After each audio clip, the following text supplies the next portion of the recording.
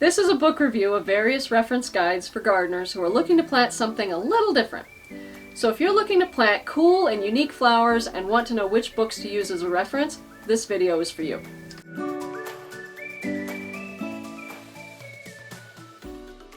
Hey gardeners! Amy here with Garden Up. Sometimes when we're working on ideas for a new flower bed, we need a little help picking out the perfect plant.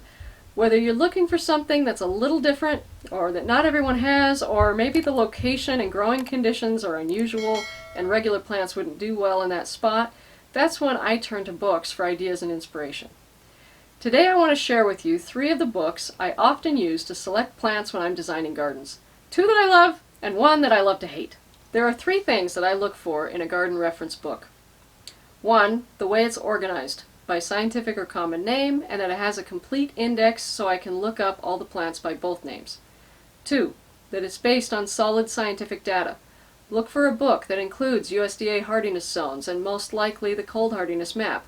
Also flip to the page for a plant you already know all about. Is the data on that page correct? And 3, does it have charts or lists that organize the data in a way that is quick and efficient? The first book I'm going to show you today is Perennials for Washington and Oregon by Alison, Beck, and Marianne Binetti, published by Lone Pine Gardening, copyright 2000. This specific book is unfortunately out of print, but there are used books available to buy. You can probably find a used copy at your local second-hand bookstore, and I have seen it on Amazon. I want to show you what I love about this book so that you can see if it's the one for you. Throughout the years, this book has become one of the first ones I grab when I'm designing a garden. What I love most about it is the quick reference chart in the back. It's a great place to start your research, especially if you're designing for a tricky spot. If you can find a book with this type of chart, buy it. You'll see why shortly. First, going through the different sections of the book, there's a section on how to grow a flower garden. I gleaned a lot from the part about seed starting, and I really enjoyed its pest management section, which stresses that chemicals are a last resort and it gives several other control options. This how-to section will be most useful if you are just starting out with gardening and have a lot of questions.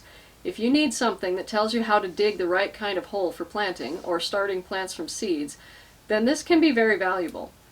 If you're an experienced gardener, then this is probably just preamble that you will skip. I honestly never even looked at this section until now when I read this book cover to cover for the review. The biggest section in the plant reference books will be the actual plant pages. This is where each plant is broken down in detail regarding what the plant looks like, what conditions it needs to grow, and if the book is thorough, it will also have pests and potential problems that you may deal with. Full color photos are also helpful so you can get a better idea of what the plant will look like in your garden. One thing to bear in mind when selecting a plant reference book is how this section is organized. Each book does it a little differently. The most common ways of organizing plants are by name, alphabetically, by either common name or by scientific name. This book is organized by common name, which can be great if you don't know all of your scientific names, but it can be a downside for several reasons. Common names can vary from one region to another. The same plant can have multiple common names depending on where you are in the world, or what you've heard it called in the past. In addition to that, the same common name can apply to multiple plants, so this can become confusing, and to organize a book this way is not always the best option. But select what works best for you. Lastly, you want to look for the index. This will help you find plants quickly whether you know the scientific name or the common name.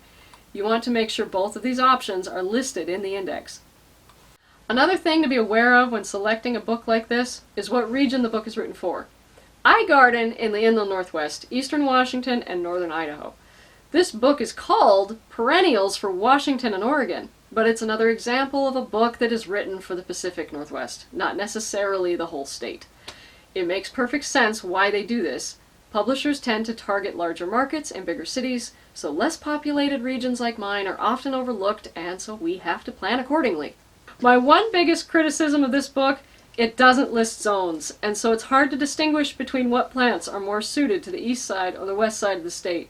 Most of the varieties in this book grow on both sides, but it is hard to tell, and there are several that do not grow well on my side of the mountains. If, like me, you often find books that are written for regions that are close to yours, but not quite, then you'll want to make sure to double check the cultural requirements of the plants before you buy them. For instance, I did notice in this book that heuchera, also called coral bells, is listed as a sun plant. It might like sun in the often overcast west side, but over here most varieties will cook unless they have plenty of time to acclimate to those conditions before they get hit with any direct sun.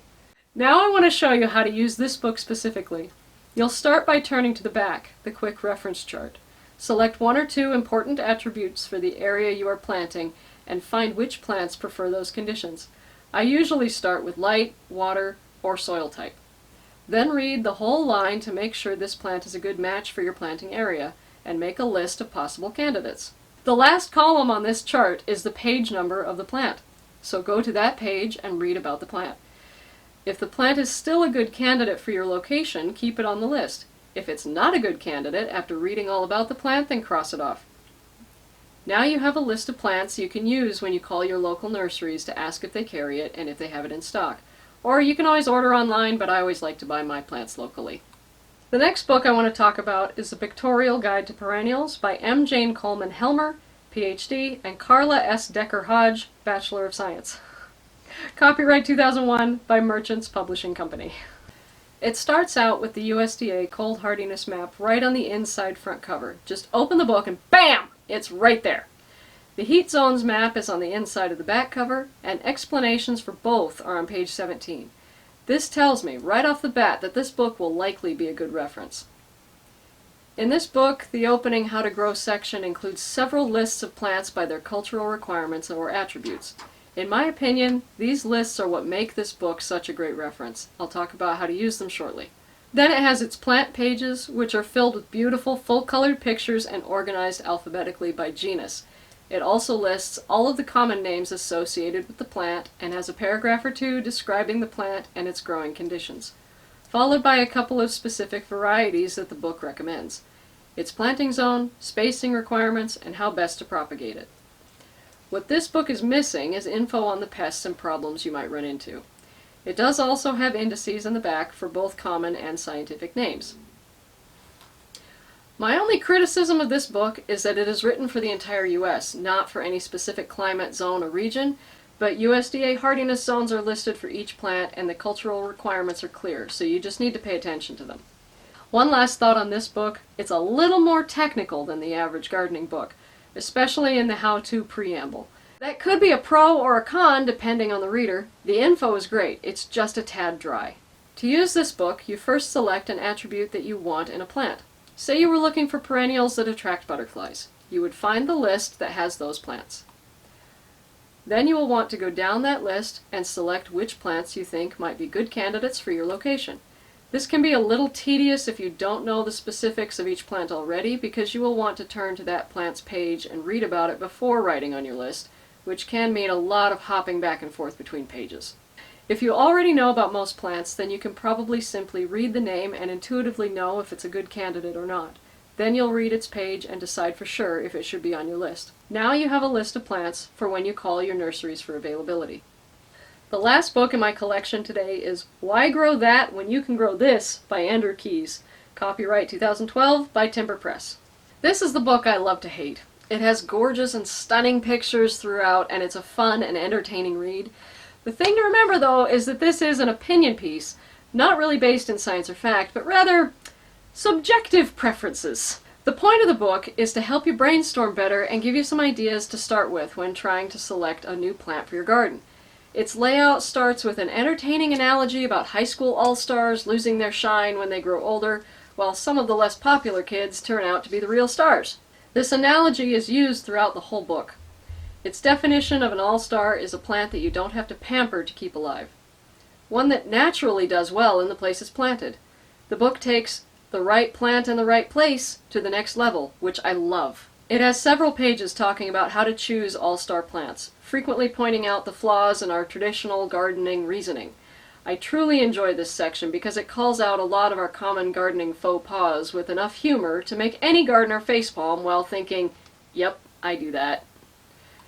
The bulk of the book is called Everyday Problem Plants and Extraordinary Alternatives. The plants are divided into sections of trees, shrubs, vines, perennials, and then grasses and ground covers. Each of these sections is then organized alphabetically by the Everyday Problem Plant's common name.